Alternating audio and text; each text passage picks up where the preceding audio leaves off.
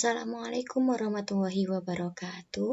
Pada kesempatan ini kita akan belajar bersama masih dalam bab lingkaran, yaitu pada materi kedudukan dua lingkaran. Materi ini merupakan lanjutan dari pertemuan sebelumnya ya.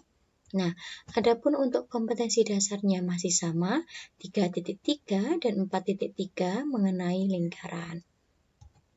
Setelah sebelumnya kita sudah belajar banyak tentang persamaan lingkaran ya, baik itu persamaan baku ataupun persamaan umum lingkaran. Apakah menentukan persamaan lingkarannya atau menentukan jari-jari dan titik pusat lingkaran, dilanjutkan dengan kedudukan titik terhadap lingkaran dan kedudukan garis terhadap lingkaran. Nah, pada kesempatan ini kita akan belajar tentang kedudukan dua lingkaran. Nah, pertama perhatikan ilustrasi berikut ini. Dua stasiun radio tidak akan menggunakan frekuensi yang sama apabila daerah siarannya bertumpang tindih. Sehingga kedudukan daerah siaran diperlukan untuk menentukan apakah kedua stasiun tersebut harus memiliki frekuensi yang berbeda atau tidak. Nah, jika ada misalnya kondisi seperti ini, jika stasiun radio A memiliki daerah siaran yang dibatasi oleh persamaan X plus 1 kuadrat plus Y min 2 kuadrat sama dengan 15, dan B memiliki daerah siaran yang dibatasi oleh persamaan X kuadrat plus Y kuadrat min 6X plus 2Y plus 1 sama dengan 0 dalam kilometer. Nah, pertanyaannya, kedudukan kedua daerah siaran radio tersebut adalah, nah, inilah gambaran materi yang akan kita pelajari pada pertemuan ini. Nah, apakah menentukan kedudukan kedua daerah siaran radio tersebut dengan menggambar lingkaran itu, ataukah ada cara lainnya? Nah, perhatikan penjelasan berikut ini. Kedudukan dua lingkaran. Nah, dari judulnya saja di sini dua lingkaran ya, artinya pasti diketahui dua lingkaran. Nah, diketahui dua lingkaran L1 dan L2 dengan titik pusat lingkaran berturut-turut P1 dan P2 dengan koordinat P1-nya X1, Y1 dan koordinat titik pusat yang lingkaran kedua adalah X2, Y2 serta panjang jari berturut-turut adalah R1 dan R2. Jarak dua titik pusat lingkaran tersebut adalah, nah, P1, P2 kita gunakan rumus jarak dua titik karena di sini diketahui koordinatnya masing-masing P1 dan P2, maka kita bisa menentukan P1, P2-nya adalah jarak antara dua titik pusat lingkaran tersebut adalah akar X2 min X1 kuadrat plus Y2 min Y1 kuadrat. Nah, ketika saya ilustrasikan, di sini ada lingkaran pertama, titik pusatnya X1, Y1, dan lingkaran kedua, titik pusatnya adalah X2, Y2.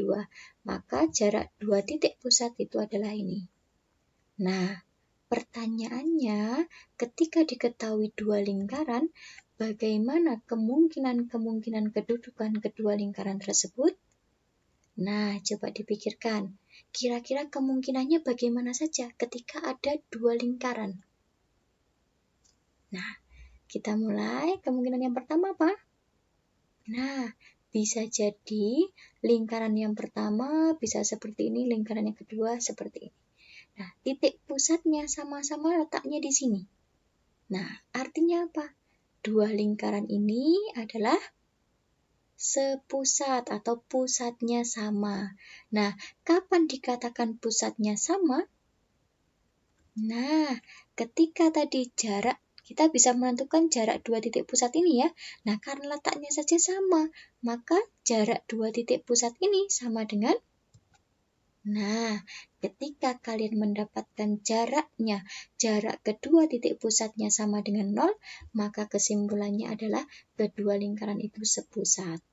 Artinya, ketika nanti diketahui kedua lingkarannya sepusat, maka kita bisa menentukan bahwa P1, P2-nya sama dengan 0. Paham? Nah, tanpa menggambar nantinya, kalian bisa menentukan ketika menemukan bahwa P1, P2-nya jarak kedua titik pusatnya sama dengan 0, maka kita bisa langsung menyimpulkan bahwa kedua lingkaran itu sepusat. Paham? Oke, kemungkinan yang lain bagaimana? Nah, coba ini lingkaran yang kedua ini saya geser sedikit ke kanan atau ke kiri boleh.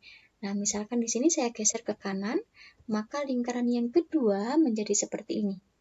Nah, kira-kira kita analisis bagaimana ini kedudukannya? Kalau dari gambar jelas bahwa lingkaran yang kedua ini di dalam lingkaran yang pertama. Ya. Nah, coba kita analisis sekarang. Di sini P1, P2, jarak kedua titik pusatnya adalah ini. Ya. Ini adalah P1, P2. Nah, coba sekarang P1, P2 segini. Sedangkan ini adalah R2. Ini jari-jari lingkaran yang pertama. Nah, ketika P1, P2 saya tambahkan dengan R2, ini yang hijau ini saya tambahkan R2, lebih panjang mana dengan R1? Nah, P1, P2 saya tambahkan R2, ternyata masih lebih kecil dari R1. R1-nya lebih besar dari P1, P2 ditambah R2. Artinya P1, P2 kurang dari R1 dikurangi R2. Nah, ini kalau R1-nya dia lebih panjang dari R2. Maka secara umum kita tambahkan mutlak di sini. Nah, sehingga ketika selisih dari panjang jari-jari kedua lingkarannya lebih besar dari jarak dua titik, maka kita bisa menyimpulkan bahwa lingkaran yang kecil itu terletak di dalam lingkaran yang besar. Dia tidak sepusat ya. Jadi untuk kemungkinan-kemungkinan selanjutnya, khusus yang sepusat hanya ini, yang lainnya kita bahas yang tidak sepusat. Nah, lingkaran yang kecil terletak di dalam lingkaran yang besar dan dia tidak sepusat, maka syaratnya ini, bahwa jarak kedua titik pusatnya kurang dari selisih panjang jari-jari kedua lingkaran. Nah, tanpa menggambar nantinya kita bisa menentukan ketika menemukan kondisi seperti ini, maka kesimpulannya adalah lingkaran yang kecil terletak di dalam lingkaran yang besar. Paham? Oke, kita lanjutkan. Kira-kira kemungkinan yang lain ada lagi? Nah, kalau lingkaran ini saya geser lagi sampai bersinggungan dengan lingkaran yang pertama. Lingkaran yang kedua ini bersinggungan dengan lingkaran yang pertama, maka gambarnya akan seperti ini. Nah, kalau dari gambar jelas, Bu, ini bersinggungan di dalam. Nah, coba kita analisis. Kapan dikatakan bersinggungan di dalam? Nah, P1, P2 ini jaraknya sekian. Sedangkan ini ke sini adalah R2, sedangkan total ini adalah R1. Nah, ketika P1, P2 ditambahkan R2 itu sama dengan R1, maka dia bersinggungan di dalamnya, atau dengan kata lain, jarak kedua titik pusatnya ternyata sama dengan R1 dikurangi R2, kita mutlakkan ya. Nah, karena jarak ya, tidak mungkin negatif, kita tidak tahu R1-nya nanti yang lebih besar atau lebih kecil. Jadi secara umum, ketika kalian menemukan bahwa jarak dua titik pusatnya sama dengan selisih panjang jari-jari kedua lingkaran tersebut, maka kita bisa mengatakan bahwa kedua lingkarannya bersinggungan di dalam. Ketika lingkarannya diketahui bersinggungan di dalam, maka syaratnya adalah P1, P2, jarak kedua titik pusatnya sama dengan selisih panjang jari-jari kedua lingkaran tersebut. Paham? Oke, kita lanjutkan. Masih ada lagi nggak kemungkinan kedudukan dua lingkaran? Nah, kalau lingkarannya ini saya geser, lingkaran yang kedua saya geser ke kanan sedikit lagi.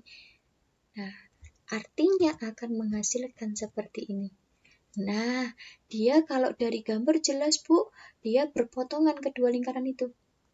Dan titik pusat lingkaran kedua berada di dalam lingkaran yang pertama. Nah, coba kita analisis sekarang. Kondisi yang bagaimana yang kita bisa menyimpulkan bahwa dia berpotongan? Nah, P1, P2 ini adalah jarak dua titik pusat ya. Nah, sekarang ini sekian adalah R2. Dan ini sekian adalah R1.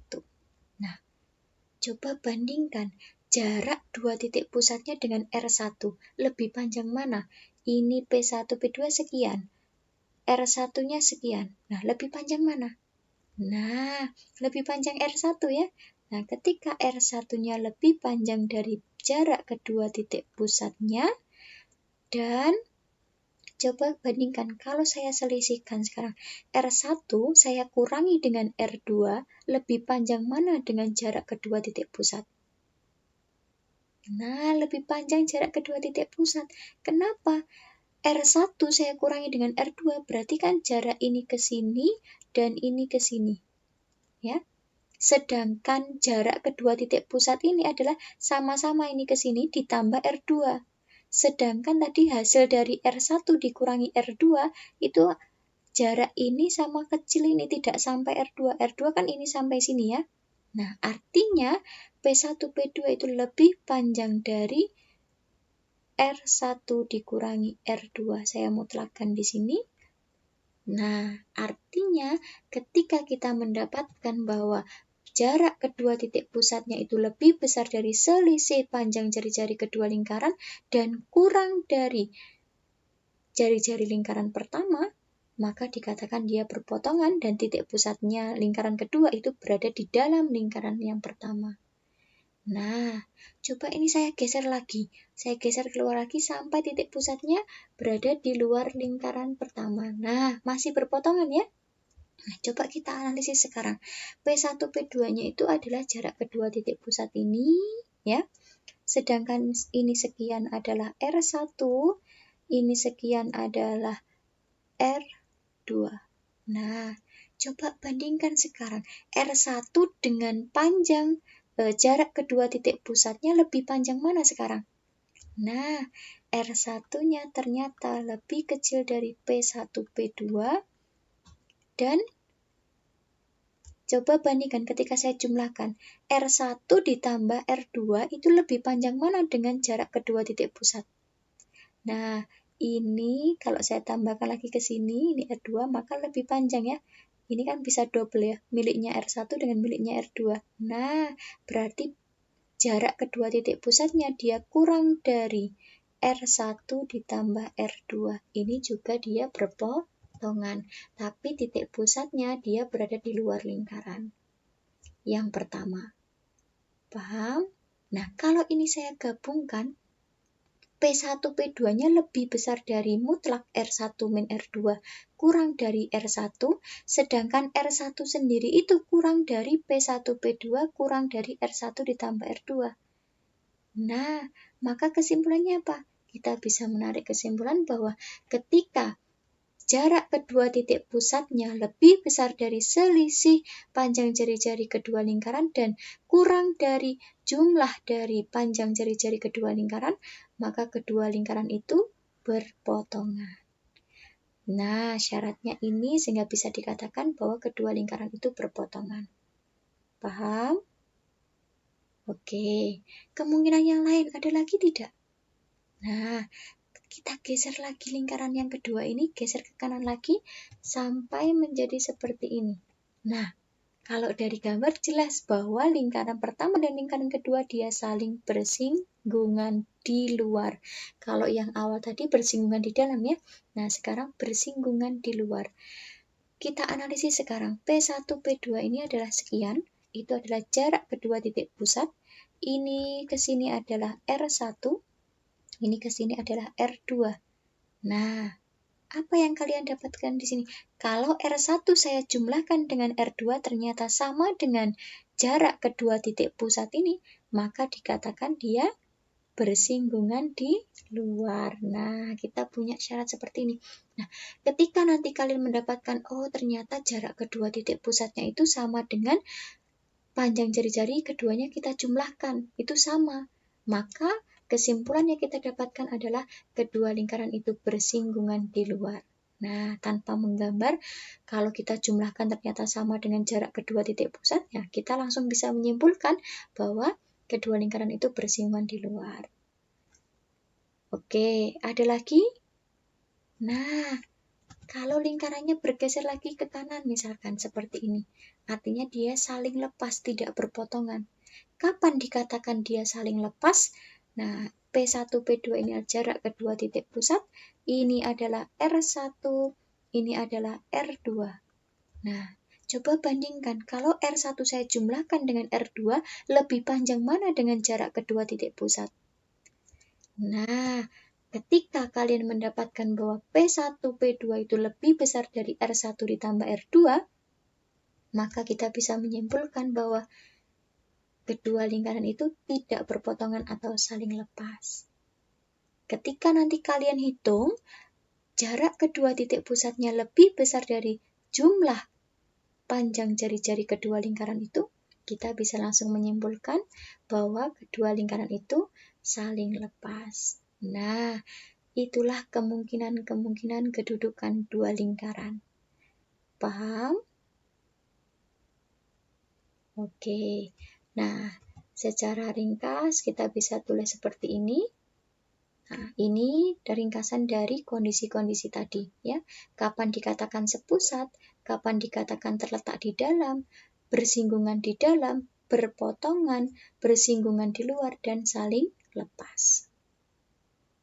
Oke. Nah, agar lebih paham dengan materi ini, kita bahas contoh satu persatu, ya.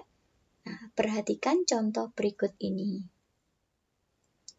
Contoh pertama, jika lingkaran L1 persamaannya adalah X plus 4 kuadrat plus Y min 2 kuadrat sama dengan 16, dan L2 persamaannya adalah X kuadrat plus Y kuadrat plus 4X min 4Y plus 4 sama dengan 0, maka tentukan kedudukan kedua lingkaran tersebut.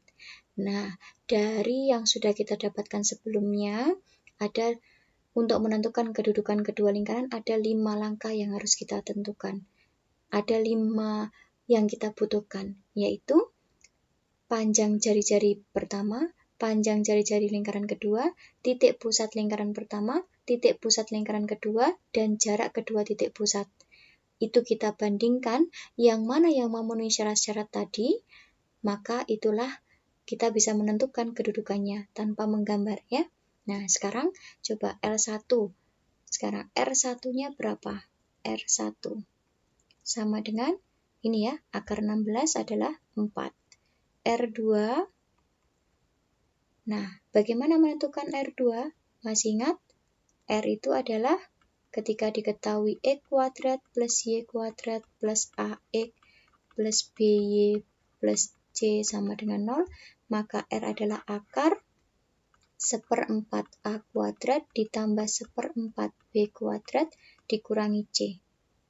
Ini, ya, kita tulis akar 1/4 kali A-nya itu adalah 4, berarti 4 kuadrat itu adalah 16 ditambah 1/4 dikali min 4 dikuadratkan itu 16 dikurangi C, C-nya 4. Nah, kita sederhanakan.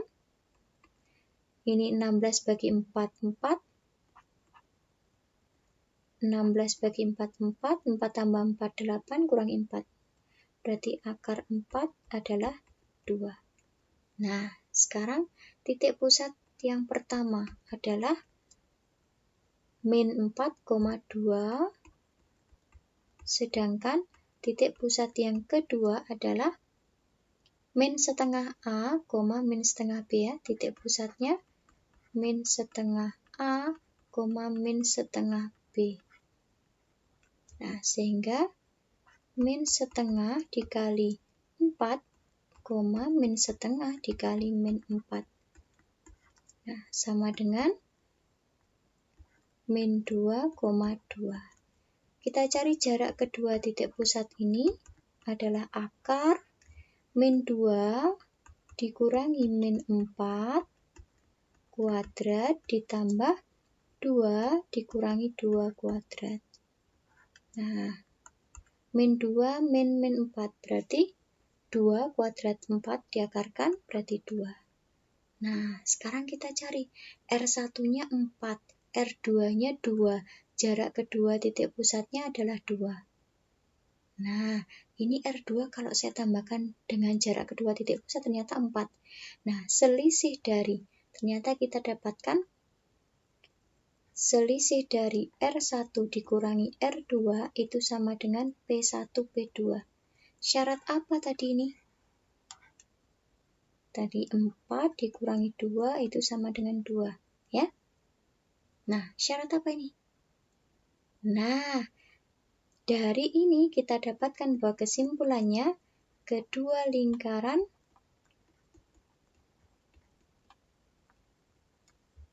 bersinggungan.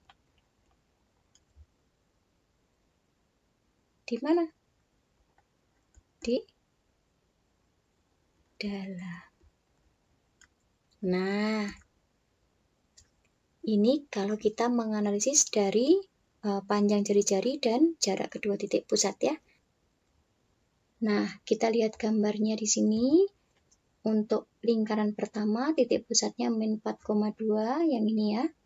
Jari-jarinya 4, sedangkan lingkaran yang kedua, titik pusatnya adalah min 2,2, jari-jarinya 2. Ternyata dia bersinggungan di dalam. Nah, sama ya. Jadi tanpa menggambar, kita bisa menentukan kedudukan dari kedua lingkaran yang diketahui. Paham? Oke, kita lanjutkan contoh kedua.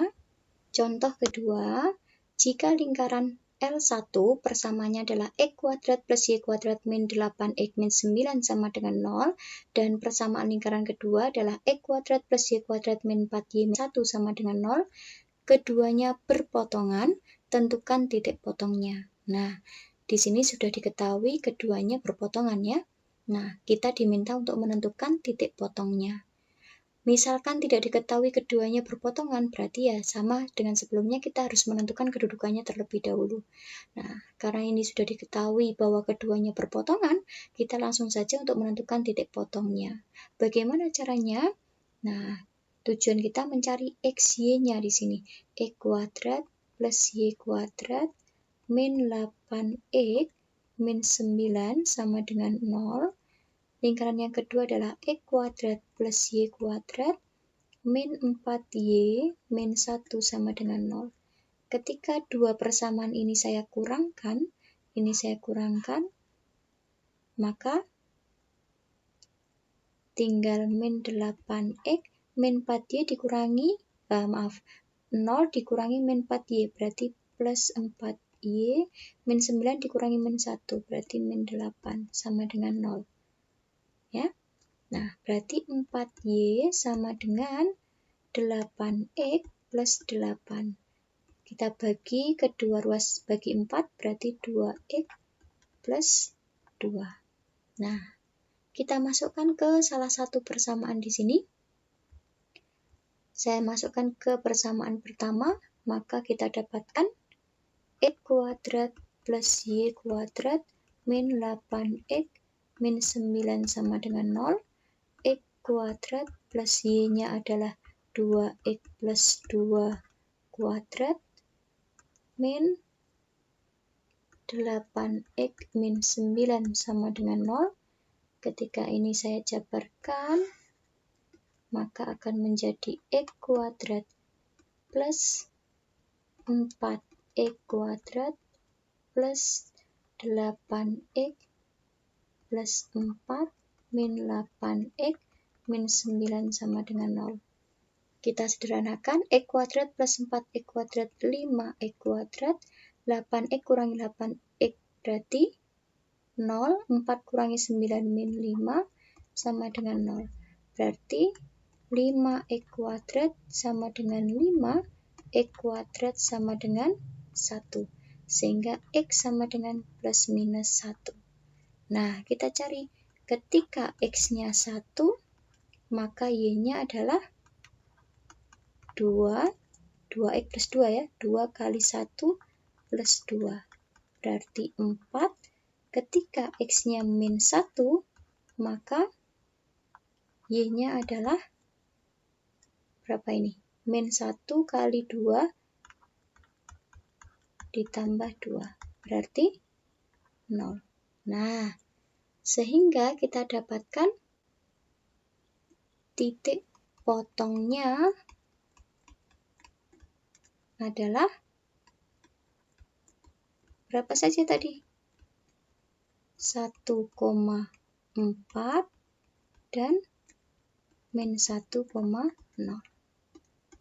Nah, ketika kita gambarkan, maka ini lingkaran X kuadrat plus Y kuadrat min 8 X min 9, ini lingkaran pertama, ini lingkaran kedua. Nah, dia saling berpotongan. Titik potongnya berapa? 1,4 ini ya, dan min 1,0. Ini. Paham? Oke. Kita lanjutkan contoh ketiga. Contoh ketiga, diketahui lingkaran X min 2 kuadrat plus Y plus 4 kuadrat sama dengan 100 dan X min 11 kuadrat plus Y min 8 kuadrat sama dengan R. Tentukan nilai R sehingga kedua lingkaran bersinggungan di luar. Nah, di sini sudah diketahui bersinggungan di luar, tapi yang diminta adalah R-nya berapa. Nah, saya tulis dulu titik pusat lingkaran pertama ya. Titik pusat P1 itu 2, min 4, P2 11,8, maka kita bisa menentukan P1 P2 itu sama dengan akar 11 dikurangi 2 kuadrat ditambah 8 dikurangi min 4 kuadrat. Sama dengan akar 9 kuadrat ditambah 12 kuadrat.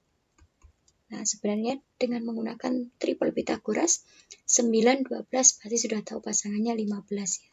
Jadi kalau kita jumlahkan 81 ditambah 144 berarti akar 225 sama dengan 15. R-nya, R1 adalah 10 ya. Yang ditanyakan R2 atau R-nya berapa. Nah, karena bersinggungan di luar, coba diingat kembali bersinggungan di luar. Berarti syaratnya apa?